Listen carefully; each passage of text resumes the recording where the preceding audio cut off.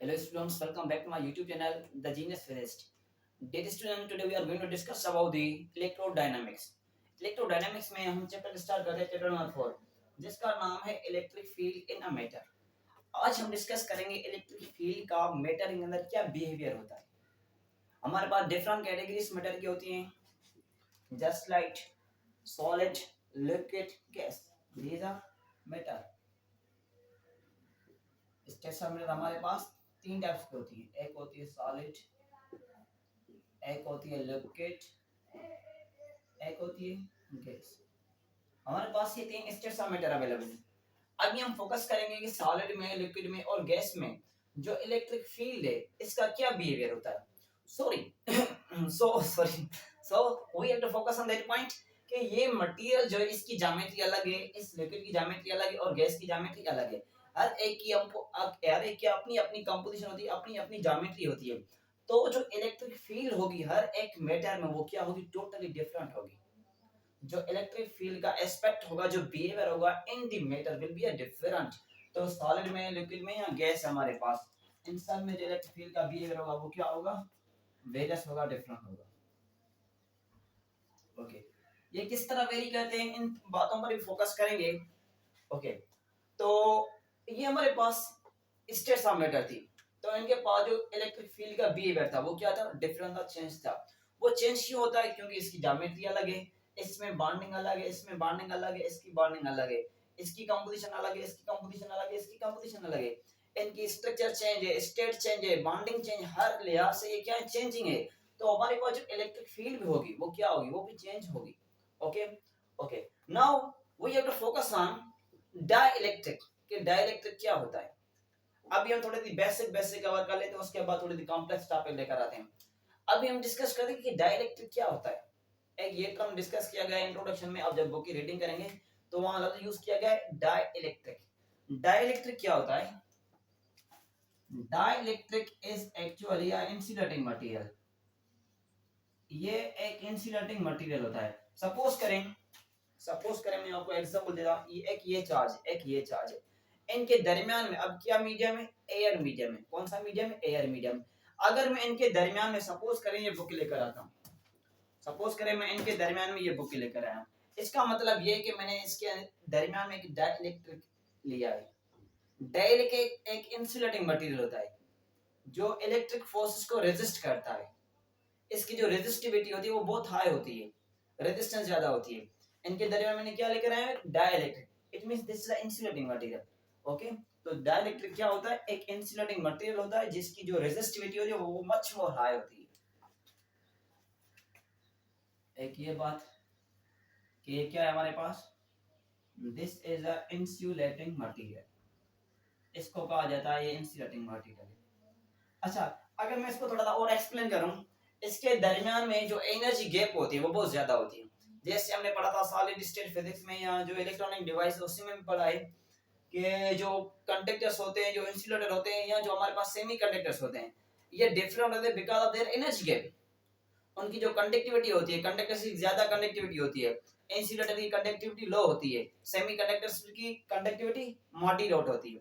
यहाँ पर क्या है, जो हमारे पास डाइलेक्ट्रिक है इसकी जो नेचर है, ये बिहेव करता है एज अ इंसुलेटिंग मटेरियल. तो इसमें जो एनर्जी गैप होती है वो बहुत ज्यादा होती है, बहुत ज्यादा होती है. सपोज करें इस तरह होती है.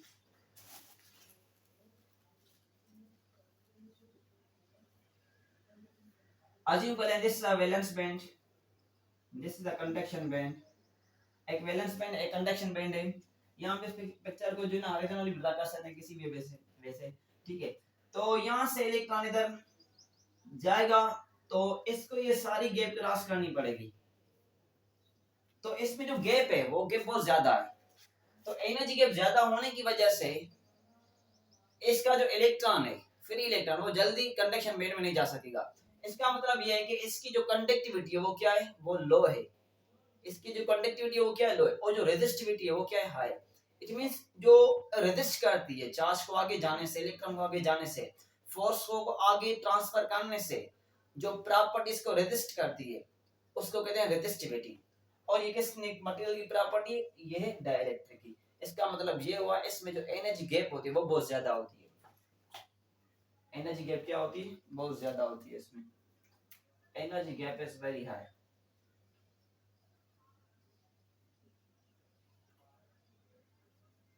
इसमें एनर्जी गैप हाई होती है।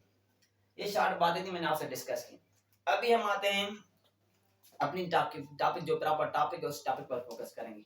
ओके, इसको मैं रिमूव कर देता हूँ ताकि मैं डायग्रामेटिकली रिप्रेजेंटेशन अच्छे तरीके से करूँ। ठीक है, आपसे कहा गया है, बुक में ये चीज लिखी गई है, पूछी गई है, अगर हम किसी न्यूट्रल एटम को इलेक्ट्रिक फील्ड में प्लेस करें, then what will happen if a neutral atom is placed in a magnetic field or electric field. Here we have to focus on electric field. If a neutral atom is placed in a electric field, then what will happen? अगर हम किसी भी neutral atom को electric field में place करें तो क्या होगा? मैं लिखता हूं यहाँ पर क्वेश्चन, इफ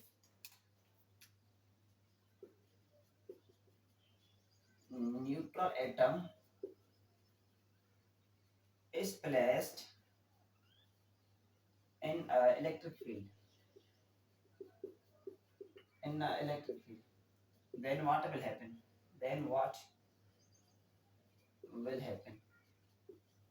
तो क्या होगा जब हम किसी भी न्यूट्रल एटम को किसी इलेक्ट्रिक फील्ड में रखते हैं? आप इस बात को भी छोड़ दें, ठीक है, ये इसको डिस्कस करते हैं। सपोज करें न्यूट्रल एटम कौन सा होता है? जिसके नंबर ऑफ इलेक्ट्रॉन्स और प्रोटॉन्स इक्वल हो। इट मींस जो नेट चार्ज होती है उस एटम पर वो क्या हो? जीरो। नेट चार्ज क्या हो उस एटम पर? जीरो। हमने ये कोई न्यूट्रल एटम लिया है, this is a neutral atom, और हमने क्या किया है, इस न्यूट्रल एटम को रखा है इस इलेक्ट्रिक फील्ड में। सपोज करें this is the electric field. जब हम इस न्यूट्रल एटम को इस इलेक्ट्रिक फील्ड में रखते हैं तो इस पर क्या इफेक्ट होता है? तो नॉर्मली हम यही पढ़ते हैं, हमारे ये मिसकंसेप्शन होती है कि न्यूट्रल एटम है, इस पर कोई इफेक्ट नहीं होगा, there will be no any effect on this neutral atom. इस न्यूट्रल एटम पर कोई इफेक्ट नहीं होगा, बल्कि ये गलत कॉन्सेप्ट है हमारा। There will be effect, David Graves electrodynamics में लिखा हुआ है, this will be wrong, this is incorrect. If we are going to say this one, there is no any effect. अगर हम ये चीज कहते हैं कि इस पर कोई इफेक्ट नहीं होगा तो दैट इज टोटली रॉन्ग, ये बिल्कुल गलत है, एब्सोल्युटली इनकरेक्ट है। तो इसकी क्या है एक्सप्लेनेशन? जब भी हम किसी न्यूट्रल एटम को किसी इलेक्ट्रिक फील्ड में प्लेस करते हैं तो इलेक्ट्रिक फील्ड क्या करती है, इसका जो सेंट्रल पार्ट है, न्यूक्लियस, जिस जगह पर पॉजिटिव चार्जेस अवेलेबल होती हैं, उनको क्या करती है, शिफ्ट कर देती है एक साइड। समझ में नहीं है? Okay, repeat. हमने ये लिया है न्यूट्रल एटम, न्यूट्रल एटम में क्या हुआ, जितने प्रोटॉन्स उतने इलेक्ट्रॉन्स भी होंगे, तो हमारे पास जो नेट चार्ज होगी वो क्या होगी, नेट चार्ज क्यू क्या होगी, जीरो होगी। ओके, अब हम क्या कहते हैं कि जब हम इस न्यूट्रल एटम को किसी इलेक्ट्रिक फील्ड में रखते हैं तो क्या होता है, ये जो इलेक्ट्रिक फील्ड होती है इस सेंट्रल पार्ट पर फोर्स एक्ट करती है। सेंट्रल पार्ट का मतलब क्या है, न्यूक्लियस। न्यूक्लियस में क्या होता है, न्यूक्लियस में होते हैं प्रोटॉन्स। इट मींस जब ये इलेक्ट्रिक फील्ड प्रोटॉन्स को हिट करती है तो ये इलेक्ट्रॉन्स, सॉरी, ये जो प्रोटॉन्स होते हैं ये वन साइड शिफ्टेड हो जाते हैं, ये एक साइड शिफ्ट हो जाते हैं। जब ये एक साइड शिफ्ट हो जाते हैं तो क्या होता है, तो दूसरी साइड पर इलेक्ट्रॉन्स आ जाएंगे। क्या होता है, ये फिनोमेना होता है। तो ये जो सेपरेशन है और पॉजिटिव और नेगेटिव चार्जेस की, इसी को कहते हैं पोलराइजेशन। इसको कहते हैं पोलराइजेशन। इट मींस हमारे पास जो न्यूट्रल एटम है वो क्या हो चुका है, वो पोलराइज हो चुका है। क्या हो चुका है, वो पोलराइज हो चुका है। जब हमने इस इलेक्ट्रिक फील्ड को इलेक्ट्रिक फील्ड प्रोवाइड किया इस न्यूट्रल एटम को, तो ये इलेक्ट्रिक फील्ड क्या करती है, जिसका सेंट्रल पार्ट है न्यूक्लियस, इस न्यूक्लियस के अंदर प्रोटॉन्स है। इसका मतलब ये हुआ कि ये इलेक्ट्रिक फील्ड इस प्रोटॉन्स को हिट करेगी। जब भी इस प्रोटॉन्स को हिट करेगी, इट मींस जब भी इस न्यूक्लियस को हिट करेगी तो ये न्यूक्लियस थोड़ा सा डिस्प्लेस हो जाएगा। न्यूक्लियस का मतलब क्या, इसका मतलब ये प्रोटॉन्स डिस्प्लेस हो जाएंगे, तो एक साइड प्रोटॉन्स आ जाएंगे और एक साइड इलेक्ट्रॉन्स आ जाएंगे। तो ये न्यूट्रल एटम क्या हो जाएगा, पोलराइज्ड हो जाएगा। पोलराइज का मतलब क्या है, separation of electric charge and positive charge, sorry, separation of negative charge and separation of protons या पॉजिटिव चार्ज। तो इन दोनों की जो सेपरेशन होती है इन्हीं को कहते हैं, दिस इज कॉल्ड पोलराइजेशन। इसको हम क्या कहते हैं कि हमारे पास ये क्या है, पोलराइजेशन। तो पोलराइजेशन की डेफिनेशन क्या बनी, separation of electrons and protons, या separation of central protons and electrons, that is called polarisation. separation of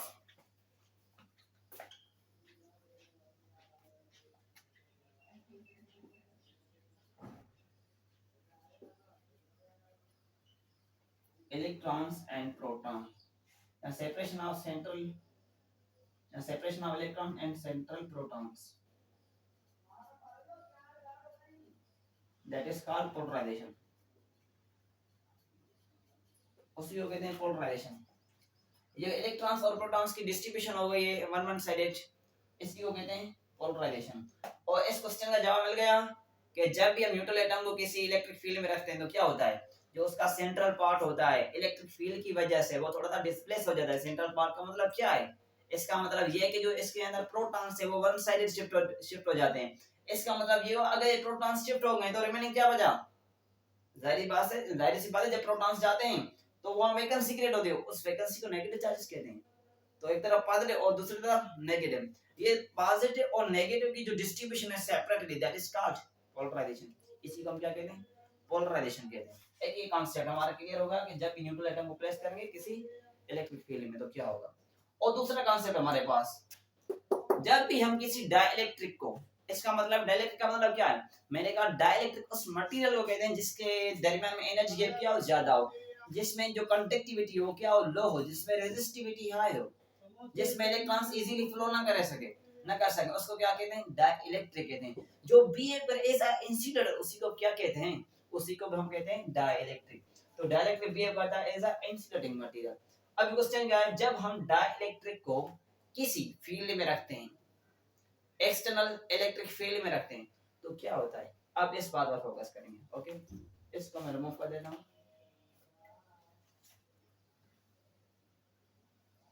ये आपके बुक्स की लाइंस हैं, मैंने जो भी बताए हैं, जो भी लिखी हैं, ये आपके बुक्स में एज लाइंस लिखी हुई हैं। आप जितना हो सके बुक को भी रीड करें, ठीक है।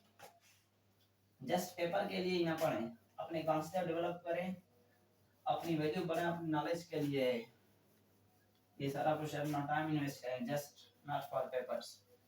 अपनी काबिलियत पर काम करें, ठीक है।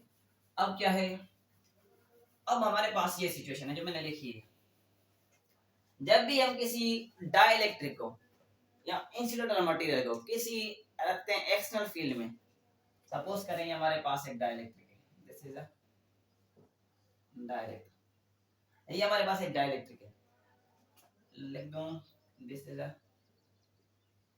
डाइलेक्ट्रिक, ये डाइलेक्ट्रिक है। हमने क्या किया, इस डाइलेक्ट्रिक को किसी फील्ड में प्लेस किया, वो जो फील्ड है उसी को कहते हैं this is a external magnetic field, sorry electric field, magnet कहा जाता है, this is external electric field. ये हमारे पास एक एक्सटर्नल इलेक्ट्रिक फील्ड है। देखिए मेन इशू क्या है, हमारे पास मटेरियल कौन सा है, इस पर फोकस करना है। मटेरियल है हमारे पास डाइलेक्ट्रिक। जब हम डाइलेक्ट्रिक का मतलब क्या, इंसुलेटर, इंसुलेटर को प्लेस किया हमने इलेक्ट्रिक फील्ड में, तो इस पर क्या इफेक्ट होगा, ये लाइंस पढ़ें, external field polarise the dielectric material. ये जो हमारे पास डाइलेक्ट्रिक मटेरियल है और जो हमने ये फील्ड दी है इसी को कहते हैं एक्सटर्नल इलेक्ट्रिक फील्ड। ये एक्सटर्नल इलेक्ट्रिक फील्ड क्या करेगी, इस डाइलेक्ट्रिक को पोलराइज करेगी, then and this polarised material also produce its own field, वो अपनी फील्ड भी पैदा करेगा,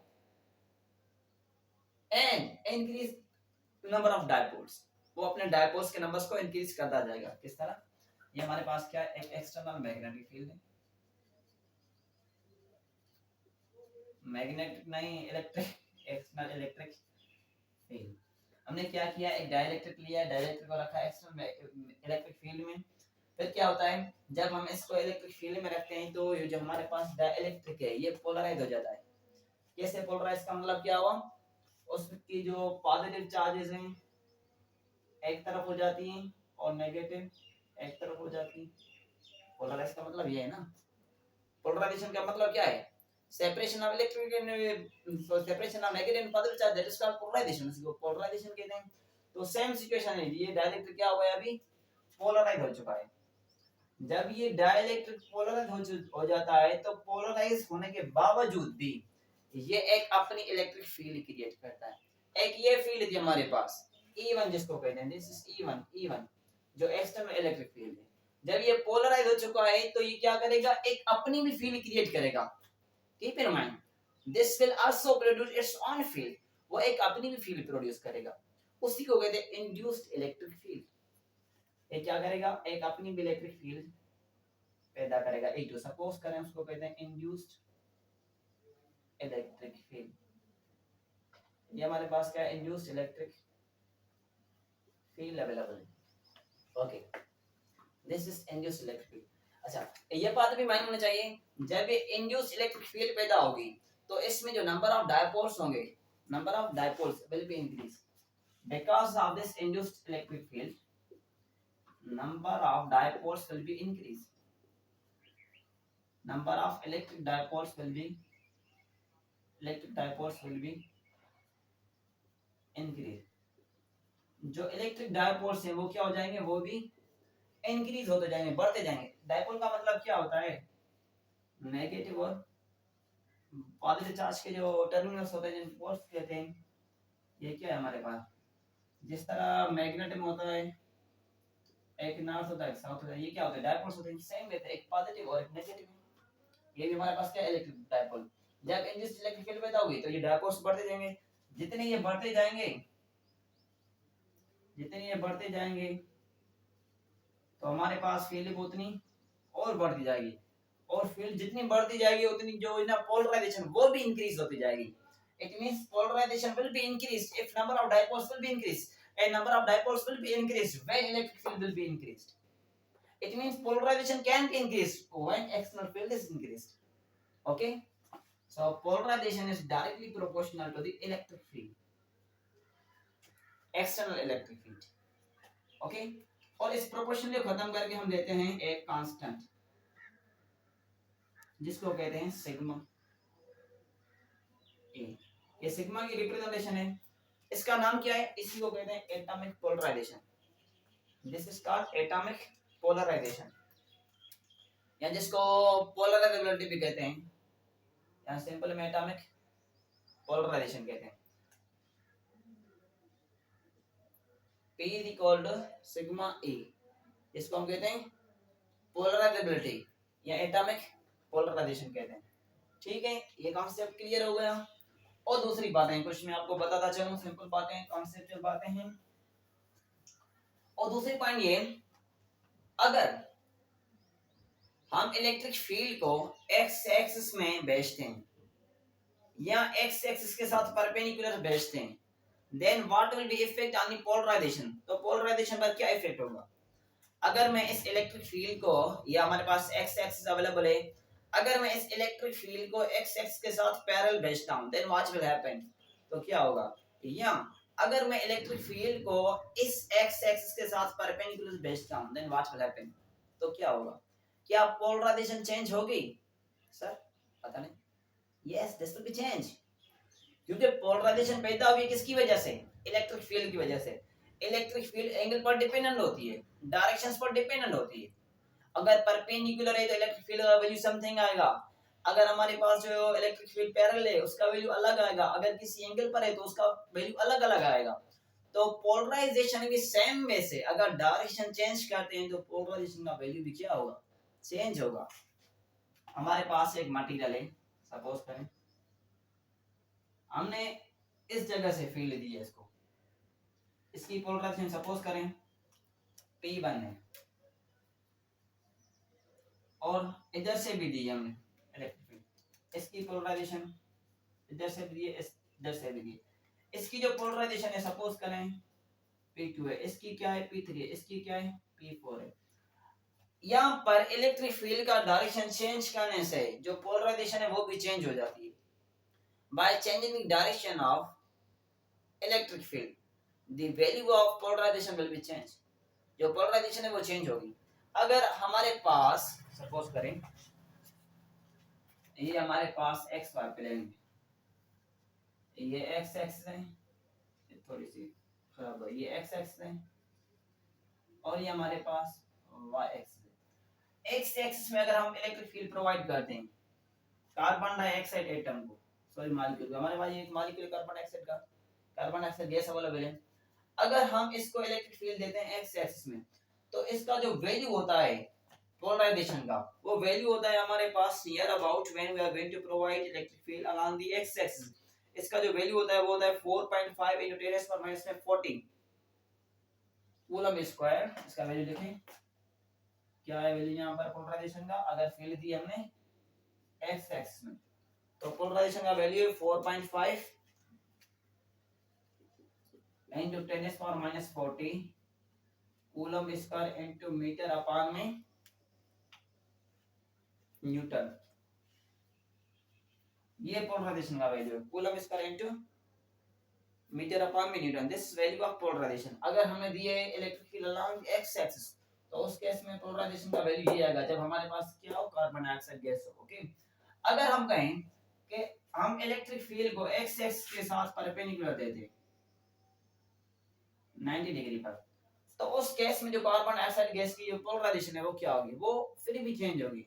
क्योंकि मैंने यहाँ पर आपको बताया अगर हम इलेक्ट्रिक फील्ड को चेंज करते हैं तो इलेक्ट्रिक फील्ड को चेंज करने से जो पोलराइजेशन का वैल्यू है वो भी क्या होगा, वो भी चेंज होता जाएगा। ठीक है, तो इस केस में जो वैल्यू होता है वो होता है 2 into 10 power minus में 40 कूलम स्क्वायर, यूनिट तो सेम होगा, coulomb square into metre upon में न्यूटन। ठीक है, तो ये वैल्यू आएगा पोलराइजेशन का। अगर हमारे पास क्या हो, एक्स एक्स लो पैरेलल के साथ है, एक्स एक्स के साथ पैरेलल है तो ये आएगा, अगर परपेंडिकुलर है तो ये वैल्यू आएगा। अगर कोई भी एंगल हो, if there is any angle then what will happen, तो क्या करना होगा, क्या करेंगे, अगर कोई भी एंगल हो, तो मैं इसको रिमूव करता हूं।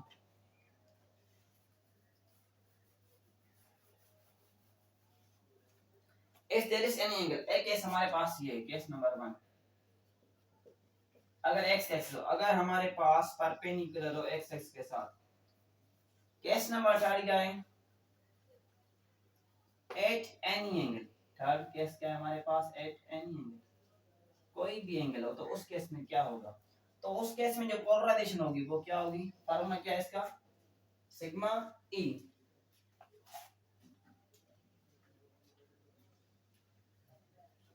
तो क्या होगा, पैरेलल और परपेंडिकुलर इनके कंपोनेंट हो जाएंगे, क्या हो जाएंगे, इनके कंपोनेंट्स हो जाएंगे।